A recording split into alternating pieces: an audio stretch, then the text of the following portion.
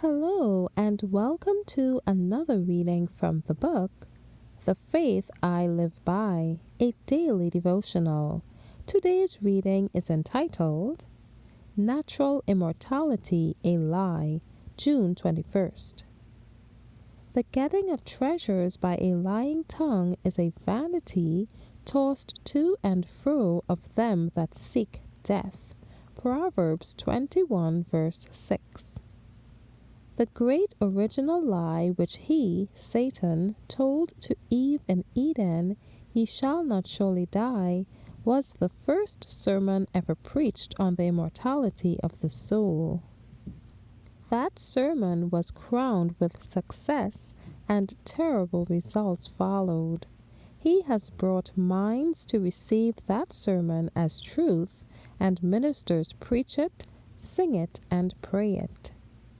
After the fall, Satan bade his angels make a special effort to inculcate the belief in man's natural immortality, and having induced the people to receive this error, they were to lead them to conclude that the sinner would live in eternal misery.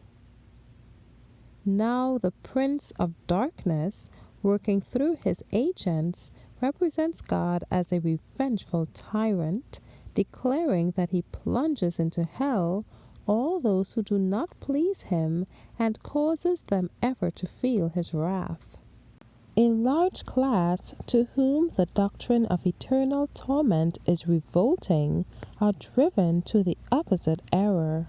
They see that the scriptures represent God as a being of love and compassion, and they cannot believe that he will consign his creatures to the fires of an eternally burning hell. But holding that the soul is naturally immortal, they see no alternative but to conclude that all mankind will finally be saved.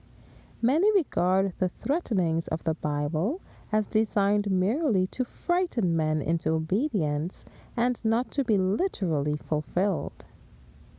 Thus, the sinner can live in selfish pleasure, disregarding the requirements of God, and yet expect to be finally received into his favor. God has given to men a declaration of his character and of his method of dealing with sin. All the wicked will he destroy. Psalm 145:20. Yet all the manifestations of retributive justice will be perfectly consistent with the character of God as a merciful, long-suffering, benevolent being. And all who have a just conception of these qualities will love him because they are drawn toward him in admiration of his attributes. Thank you for listening today. I trust that you have received the message God had in store for you. God's peace be upon you. Maranatha.